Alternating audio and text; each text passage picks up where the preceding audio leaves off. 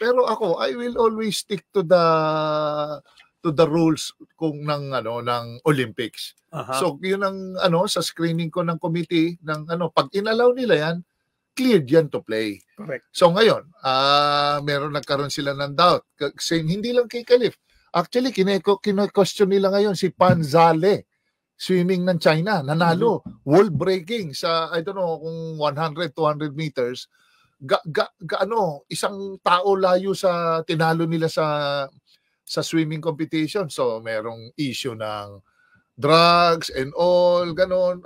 Sa kanya parang sore loser na mga kalaban dahil hindi naman siya nagko-complain pag natatalo siya ng mga panahon.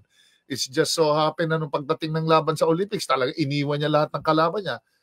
Tingin ko ako, ihahalin tulad ko lang din nitong kay Khalif na siguro at that time talagang ang ang ganda ng preparasyon niya, mentally, physically, emotionally, ready siya sa Olympics, kaya niya tinalo. Ngayon, kung titignan nila yung gender issue, bakit ganun ang lakas, ganun ang nilaro. Well, pag the moment inalaw, yan, everything is even na yan Wala nang hindi natitignan. Basta pumasa ka na sa qualifying, screening committee. Napakahigpit po niyan.